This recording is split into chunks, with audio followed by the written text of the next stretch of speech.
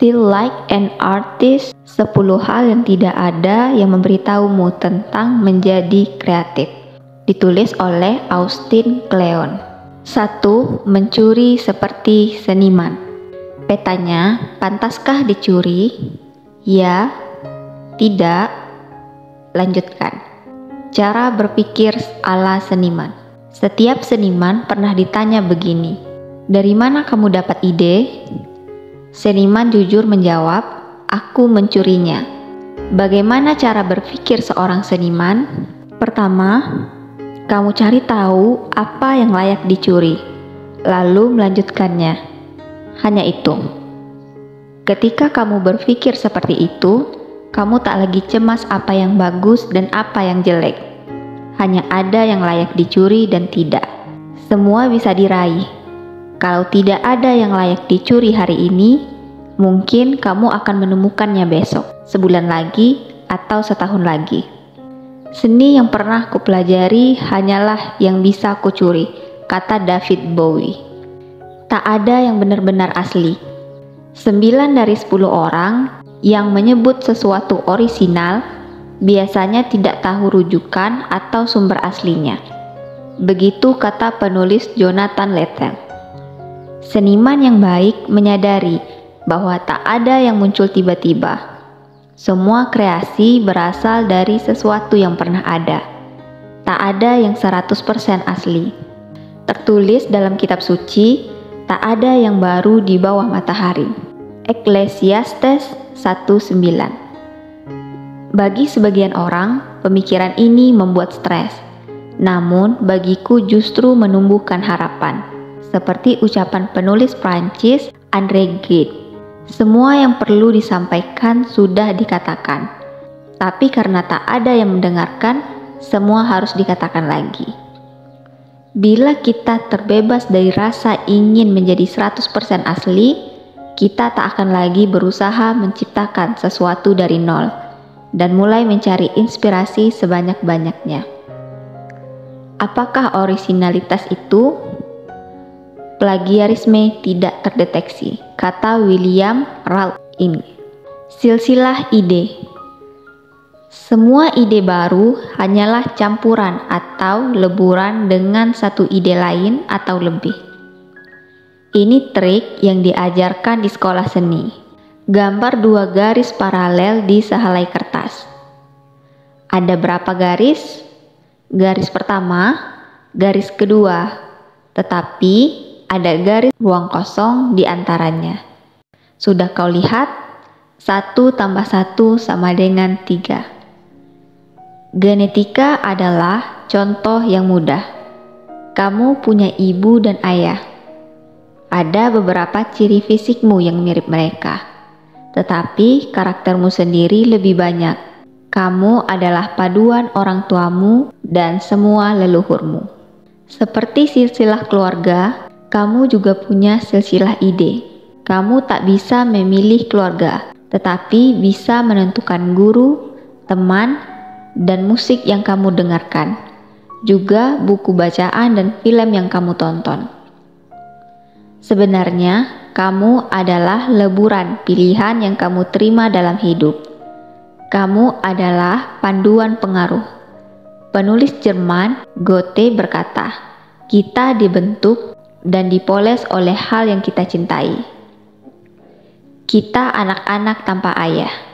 Kita temukan ayah kita pada patung para pejuang, jalanan, dan sejarah. Kita harus memilah-milih leluhur yang menginspirasi dunia ciptaan kita sendiri, kata Jay-Z. Masuk sampah, keluar sampah. Seniman adalah kolektor, bukan penimbun. Apa bedanya? Penimbun mengumpulkan apa saja. Seniman selektif mengoreksi. Mereka hanya mengumpulkan yang benar-benar disukai. Menurut teori ekonomi, jika kamu menjumlahkan pendapat 5 teman paling akrab, lalu merata-ratakannya, angka hasil akan sangat mendekati pendapatanmu sendiri. Kurasa itu juga berlaku untuk perolehan ide. Kualitasmu setara dengan hal-hal di sekitarmu. Ibuku dulu berkata, masuk sampah, keluar sampah. Waktu itu aku sama sekali tidak mengerti. Namun sekarang aku paham. Tugasmu adalah menghimpun gagasan bagus. Semakin banyak ide keren yang kamu kumpulkan, semakin banyak pengaruh yang bisa kamu pilih. Curi dari mana saja hal yang menginspirasi atau memantik imajinasimu. Nikmati film lama, film baru, musik, buku, lukisan, foto, puisi, mimpi, percakapan sembarangan, arsitektur, jembatan, penanda jalan, pohon, awan, perairan, cahaya, dan bayangan. Curi yang langsung menarik perhatianmu saja. Jika kamu lakukan ini, karya atau curianmu akan jadi autentik. James Jarmusch. Panjat pohon keluargamu sendiri. Marcel Duchamp berkata, "Aku tidak percaya seni, aku percaya seniman." Ini metode belajar yang sangat bagus. Kalau kamu bersikeras menelan seluk-beluk ilmu yang kamu pelajari sekaligus, kamu bisa tersedak. Oleh karena itu, serap ilmu dari satu tokoh penulis, seniman, aktivis, teladan yang benar-benar kamu suka. Pelajari semua yang perlu diketahui mengenai tokoh itu. Lalu, temukan 3 orang yang disukai si tokoh. Gali lebih dalam tentang mereka. Ulangi ini sesering mungkin. Panjat pohon sejauh yang kamu bisa. Setelah pohonmu ada, sudah saatnya kamu membuat cabang sendiri.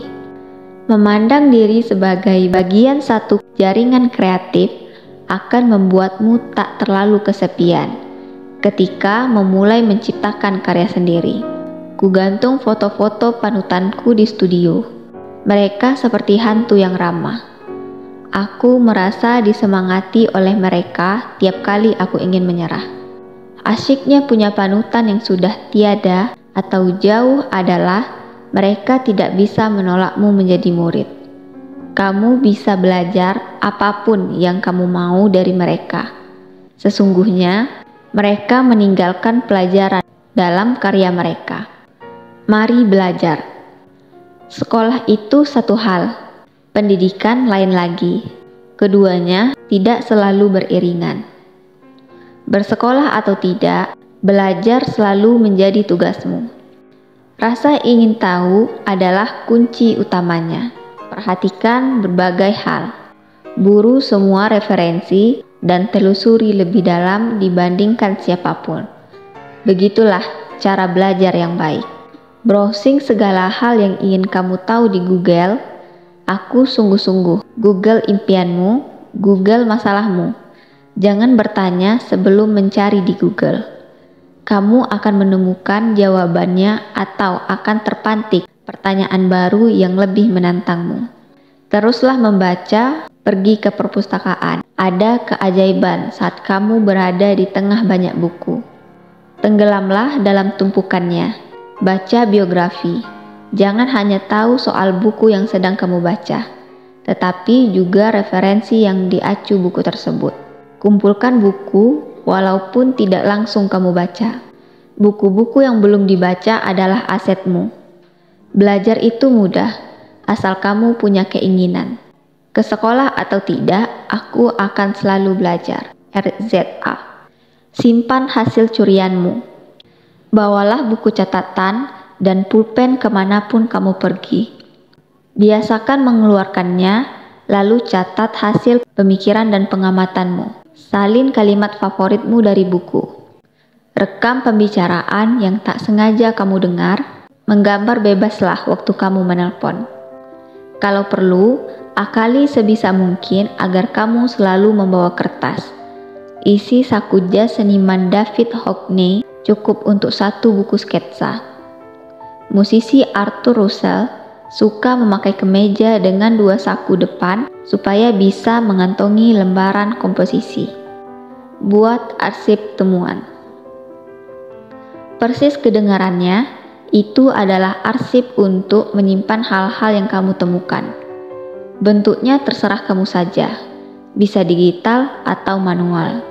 Kamu bisa pakai buku kosong, lalu gunting dan tempel apa saja di dalamnya. Atau potret berbagai hal dengan kamera ponsel. Menemukan benda yang layak dicuri, taruh di arsip temuan. Butuh sedikit inspirasi, buka arsip temuan. Para wartawan menyebut ini arsip bau busuk. Aku suka nama itu. Arsip bau busukmu jadi tempat benda-benda mati yang kamu hidupkan lagi dalam karya. Mengambil hal yang bukan milikmu itu lebih baik daripada membiarkannya terabaikan, kata Mark Twain.